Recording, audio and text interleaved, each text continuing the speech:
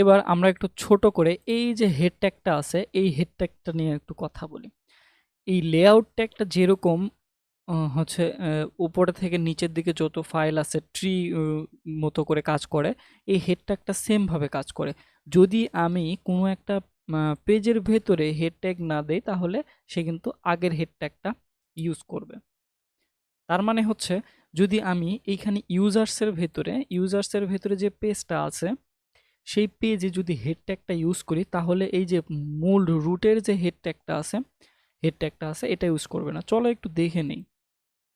তাহলে আমরা হেড ট্যাগে কি করতেছি, এখানে একটা হেড নামের একটা হচ্ছে যে পেজ তৈরি করতে চাচ্ছি এবং হেড পেজের ভেতরে যেটা আছে আমরা আগের হেডটাকেই কপি করে নিয়ে আসি এবং কোথায় পেজের ভেতরে যে হেড ট্যাগটা আছে এইটাতে, হ্যাঁ এটাতে ভি করলাম, হেড দিলাম এবং এখানে নামটা চেঞ্জ করে দিলাম ইউজার্স। এখন আমরা যদি ওয়েবসাইটে যাই, ওয়েবসাইটে গেলে কি পাচ্ছি, এই যে ইউজার পাচ্ছি। হ্যাঁ, তার মানে হচ্ছে আমরা যদি এই যে এইখানে আসছি থ্রিতে আসছি তারপরেও কিন্তু ইউজার পাচ্ছি। আমরা যদি এটা আগের রাউটে চলে যাই সেখানেও কিন্তু আশা করা যায় ইউজার্স পাওয়া যাবে। এবং আমরা যদি এই কনসোলে দেখি এখানে এখানে কি আসছে, টাইটেল কিন্তু ইউজার্স চলে আসছে। এই যে বাকিগুলাও কিন্তু আমরা এভাবে চেঞ্জ করতে পারি। আমরা দেখতে পাচ্ছি একটা কি আছে, এখানে আইকন আছে, কি আইকন, ফ্যাব আইকন না, হ্যাঁ ফ্যাব আইকন।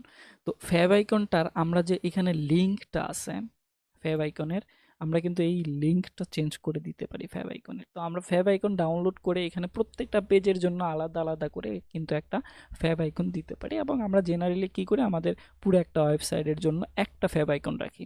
ঠিক আছে, তো আমরা চেঞ্জ করে দিতে পারি, সমস্যা নাই। আমরা যদি ওয়েবসাইটে গিয়ে কোনো একটা ফ্যাব আইকন ডাউনলোড করি, ফ্যাব আইকন,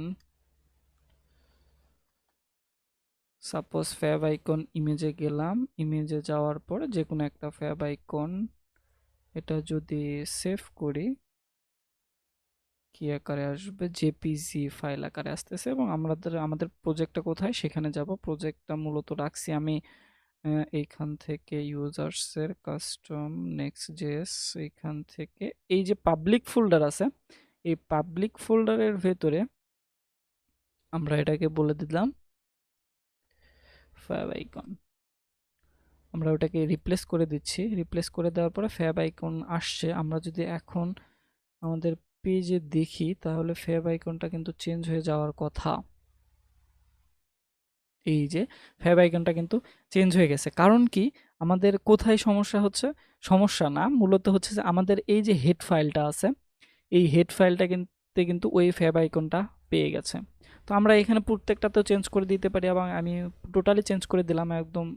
যে ওই যে এখানে যে ফাইলটা আছে এই ফাইলটাকে মূলত আমি চেঞ্জ করে দিছি যাতে প্রত্যেকটাতে পেয়ে গেছে আর কি। আচ্ছা যাই হোক, এরপরে আমরা একটা কাজ করতে পারি কি, আমরা হচ্ছে যেহেতু এখানে কাজ করলাম তার পরের পেজে পরের যদি চাইল্ডে গিয়ে যদি একটা হেড তৈরি করি, হেড জেএসএক্স তৈরি করি, তো সেখানেও কিন্তু আমরা সেম ভাবে এখানে জাস্ট বলে দেব ইউজার হেড ইউজার। এখন যদি আমরা সেই রাউটে চলে যাই, সেই রাউটে গেলে সাপোজ ধরলাম 3, এই যে ইউজার কিন্তু পাইছে এবং হেডের ভেতরে কিন্তু টোটালি পেয়ে গেছে। এই যে জিনিসগুলো টোটালি কিন্তু পেয়ে গেছে। এখন আমরা যদি মডিফাই করতে চাই এই লেভেলে, আমরা হেডের ভেতরে যাব না, হেডের ভেতরে না গিয়ে এখান থেকে মডিফাই করতে চাই, তাহলে মডিফাই করার জন্য একটা কিন্তু সুন্দর সিস্টেম আছে। হ্যাঁ, এখানে হেডের ভিতরে না যায় মডিফাই করার জন্য একটা সুন্দর সিস্টেম আছে। সেখানে কি করব, এখানে জাস্ট এক্সপোর্ট করব কনস্ট এবং মেটা ডাটা নামের একটা ফাইল তৈরি করে নেব। তার ভেতরে বলে দেব টাইটেল, টাইটেল কি দিতে পারি, দিতে পারি দিস ইজ ইউজার পেজ। তখন আমাদের এই হেডের আর প্রয়োজন নাই, আমরা এই হেডটাকে ডিলিট করে দিতে পারি। হ্যাঁ, আমরা এইখান থেকে হেডটা কন্ট্রোল করব, হেডটাকে ডিলিট করে দিলাম, শুধু পেজ পাইলাম। ওকে, এখন যদি আমরা গিয়ে রিলোড করি, আচ্ছা হেডটা পাচ্ছে কি, না পায় নাই, কোথায় এখানে আসছে, এখানে ইউজার্স আছে, কারণ কি আমাদের স্পেলিং মিস্টেক হয়েছে কি না। মেটা ডাটা টাইটেল, আচ্ছা আমরা যদি অফিসিয়াল ওয়েবসাইটে যাই, তো এটাকে জাস্ট কপি করে নিয়ে আসি, এখানে পেস্ট করলাম। এবং কোথায় সমস্যা ছিল,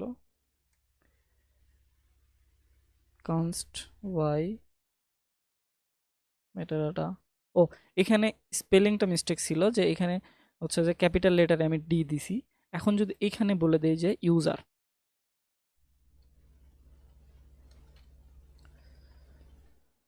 গেলাম আমাদের প্রজেক্টে, এই যে ইউজার কিন্তু চলে এসেছে। ওকে, এরপরে আমরা ডায়নামিক্যালি কাজ করতে পারি। ডায়নামিক্যালি যেমন হচ্ছে আমরা এখান থেকে প্যারামস নিলাম, সেভাবে আমরা এখান থেকে প্যারামস নিয়ে প্রত্যেকটা ইউজারের নাম কিন্তু এখানে শো করাই দিতে পারি। ঠিক আছে, এই জিনিসটা এক্সপেরিমেন্ট রইলো, এই জিনিসটা কাজ আপনারা করে আমাকে কমেন্ট করে জানাবেন যে এটা করছেন আপনারা। শিখার জিনিসটা ওয়ান ওয়ে হইলে কিন্তু বিষয়টা কেমন দেখায়, টু ওয়ে হইতে হবে। আপনারা একটা কাজ করবেন, আমি একটা কাজ করব, আমি ছোটোখাটো একটা কাজ করে দেবো, আমি একটা জিনিস শেখাই দেবো, আপনি ওই রকমের আর একটা জিনিস তৈরি করবেন। আর ভিডিওটা যদি ভালো লাগে তাহলে অবশ্যই একটা করে লাইক দেবেন এবং চ্যানেলটিতে সাবস্ক্রাইব করে রাখবেন। ধন্যবাদ।